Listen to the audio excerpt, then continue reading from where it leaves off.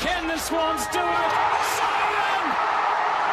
Who would have thought the sequel would be just as good as the original? The West Coast... In 2005 and 6, Sydney and West Coast played out two of the greatest grand finals the game ever saw.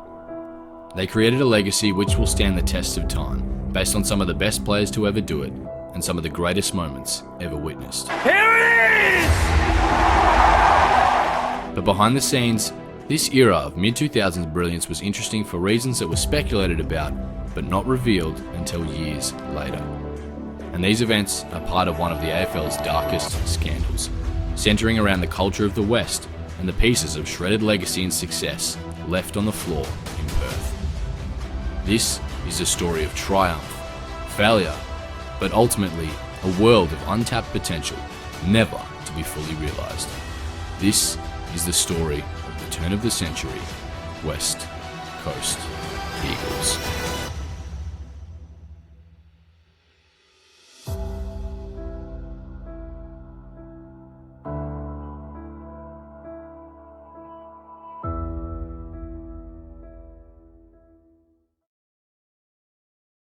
In 2006, while on an end-of-season trip to Vegas, a West Coast Eagles player collapsed outside a hotel. The story was running the Age in early 2007 and opened the floodgates for a topic that had been quietly spoken about, but never taken to the mainstream.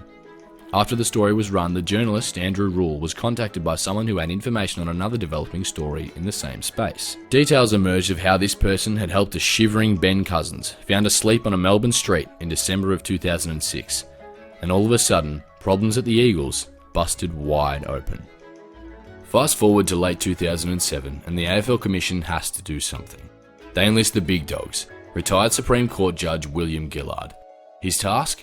To uncover a decade's worth of dirt and compose a report detailing the extent of the culture at the West Coast. He presented his secret report to the AFL in February of 2008 for them to make a decision on the next course of action. And recently, that previously secret report was made public for the very first time.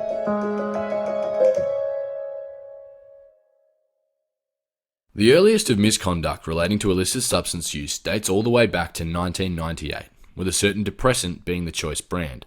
This usage quickly turned into stimulants. In 2001, Michael Gardner and Ben Cousins got in strife after it was reported that they were conversing with WA underworld criminal figures. They spoke frequently with convicted trafficker John Kizon and were reprimanded by the Eagles. In 2002, Gardner was involved in an assault incident at a bar for which he was dropped from the team. Soon after, on Mad Monday, Cousins broke his arm in a fight with teammate Daniel Kerr, and that same time, Andrew Embley was charged with assaulting a man in a bar brawl. 2004 was not much better for off-field issues. In May, Quinton Lynch was charged with drink driving and attempting to flee the scene. He was fined $5,000 by the club. In October, another serious offence. A prescription form was stolen from club doctors and forged in order for Daniel Kerr to purchase approximately 50 prescription pills to, quote, prolong a high. The understanding was that the prescriptions were for multiple players to use. He was fined privately by the club $5,000. In 2005, Cousins and Gardner were again questioned by police regarding their communications with motorcycle gangs after a gunfight in a Perth nightclub. The club informed the public that this may be their last chance at the Eagles. Everything listed so far is just the tip of the iceberg, as it got significantly worse over the next 2 years. And the easy question is, how did these players get away with all this? And the answer with most of these situations is the same. On field, the West Coast Eagles were incredible. In 2004, they finished 7th, with Chris Judd winning the Brownlow medal. In 2005, they finished 2nd, and Ben Cousins himself took home the highest individual honour. That year, they would make the grand final, only to just fall short to one of the greatest plays in history. One last roll of the dice for the Eagles! Leo Barry-Eustace! West Coast were building in a big way, and when sports teams bring joy to cities and money to important people, certain things are often overlooked. And West Coast were dangerous. After being at the wrong end of the Bloods fairy tale in 2005, they were hungry, and they built a fortress out west, playing some of the most scintillating team footy the game had seen.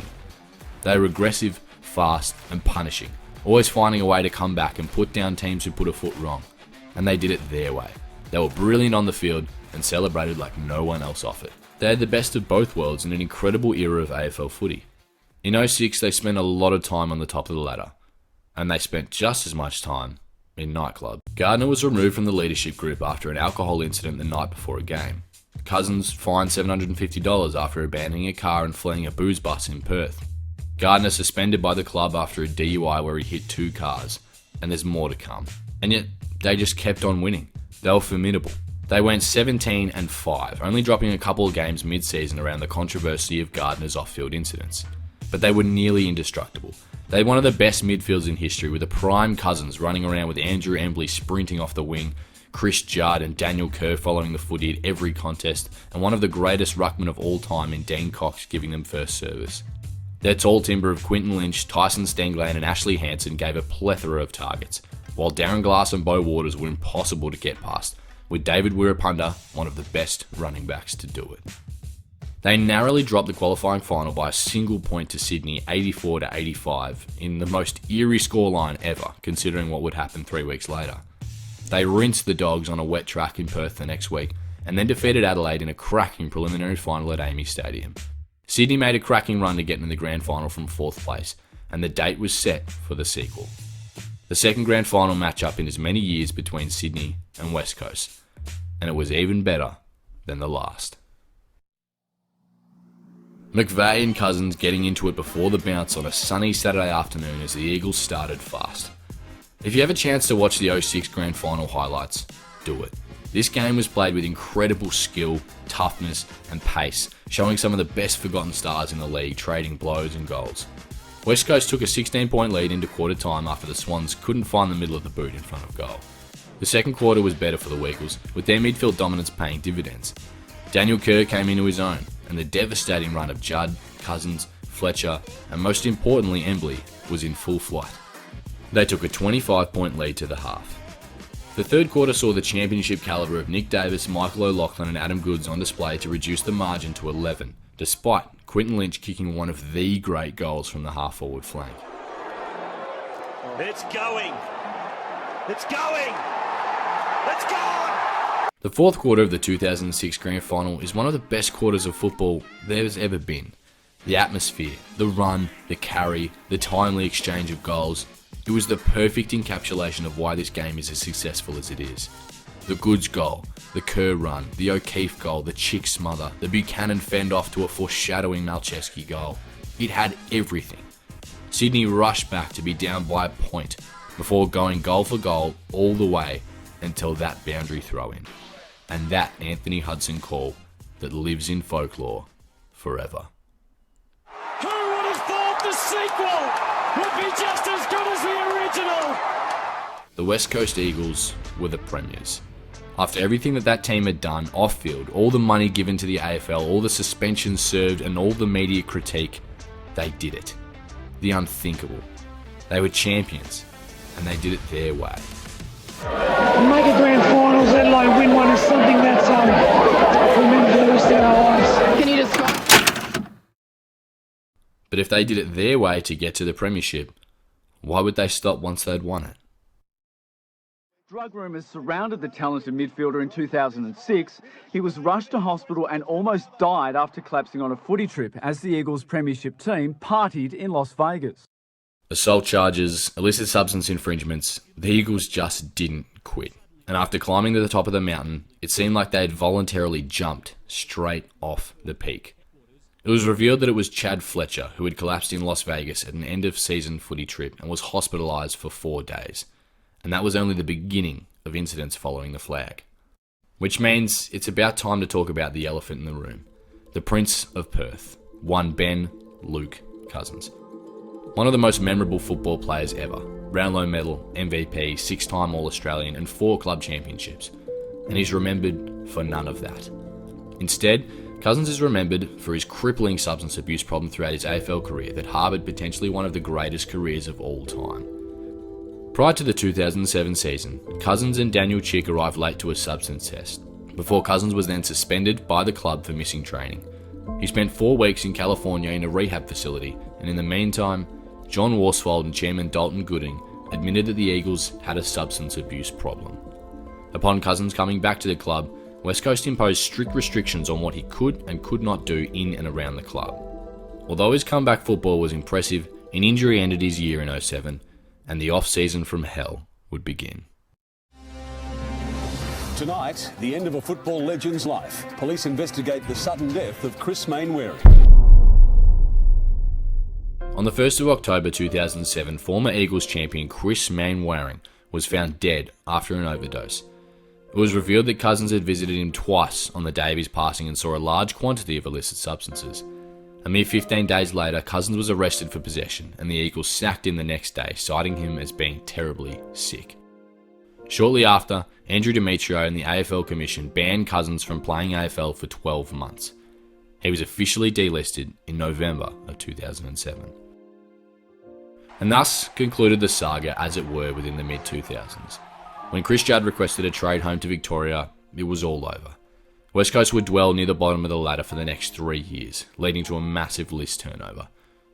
John Worsfold, after the 2007 semi-final loss, severely criticised a number of players by name for derailing the team's season through off-field issues in what appeared to be the first open internal criticism of the team.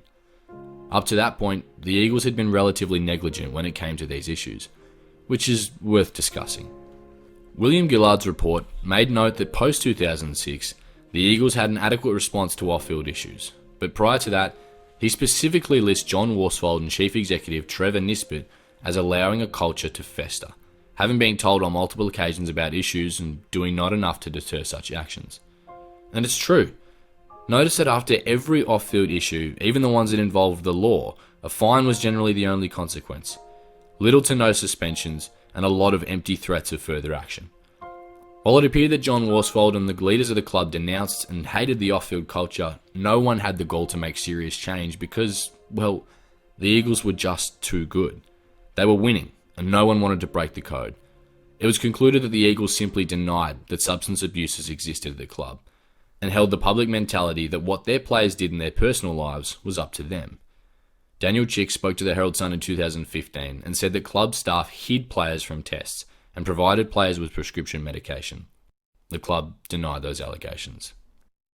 In tow, the AFL rarely stepped in, Demetrio and Mike Fitzpatrick taking until 2007 to request a report, and only taking action on the issues found after the report was requested. But the damage was done. West Coast Football Club was never punished for their inaction or complacency with the information that their players were taking part in all sorts. Part of the reason for this was that to punish West Coast was to admit that the league had a problem, and moreover, that the famed 3 strikes policy was not working, an opinion that many hold to this day. There's a lot of speculation as to why West Coast were able to get away with things like this. For one, this era was probably the last where players and clubs were not afraid to lose sponsorship over off-field issues. Companies these days are very afraid of being associated with controversy, as many brands have been boycotted through association. As such, clubs are very quick to nib this stuff in the bud, handing out suspensions and fines to players as soon as possible in order to distance themselves from the activity. But the mid-2000s were a strange period before this stage, but when the television coverage in journalism was as advanced as it had ever become. And it makes you wonder what teams got away with prior to this. The other idea that is most prominent when discussing the Eagles of this era is the fact that anyone that plays for the West Coast Eagles is a rock star. Perth is one of Australia's biggest cities, but unlike Sydney and Brisbane, it's an AFL first city, and unlike Melbourne, it's only a 2-team town, with the Eagles dominating the state's support. The Eagles are such a popular force in Perth that you can't be a player without getting all the media attention and popularity. Because of this, the media and general public are very forgiving of players in controversy, because the Eagles doing well is in everybody's best interests. In Victoria, where there are 10 teams, no one has a vested interest in protecting one particular club. But in Perth, as a footy player, it's pretty easy to get away with just about anything, because you know that the inhabitants and press coverage of the city will have your back. So, how will this Eagles team be remembered? Because ultimately, the Eagles were one of the best teams to watch of the modern era. But even achieving the ultimate goal wasn't enough for them to be historically recognised. Everyone remembers the Leo Barry mark and the Swans' drought-breaking flag, but hardly anyone talks about the Comeback Kings. So it begs 2 questions. Firstly, how will they be remembered? And more importantly, how good could they have been? What we're went down at West Coast is due to a lack of leadership from the top down. It easily could have been avoided. I'd give up my premiership medallion for another 100 games for the Hawks easily because of the way I've been treated or was treated. The flag team has been as much talked about off-field as it's been forgotten on it, and the general public largely deemed that West Coast era to have a pretty big asterisk next to it. The grand final was incredible. Dean Bilton called it pure one-on-one footy, free of zones and presses, and it was electrifying. It's a terrible shame that the culture of the club, and more so the actions of a few, have tainted the fame and celebration of the premiership for most of the incredible talents of that team. David Wirapunda, Darren Glass, Beau Waters, Ash Hanson, some of the true characters of football lost in the controversial shadow of their teammates. And of course, you just wonder, had the team not had all those distractions, and had some of their stars not been battling serious addiction, whether they could have gone on to win a few more and become one of the greatest teams in history. But for now, it's important to recognise that the sequel was truly just as good as the original.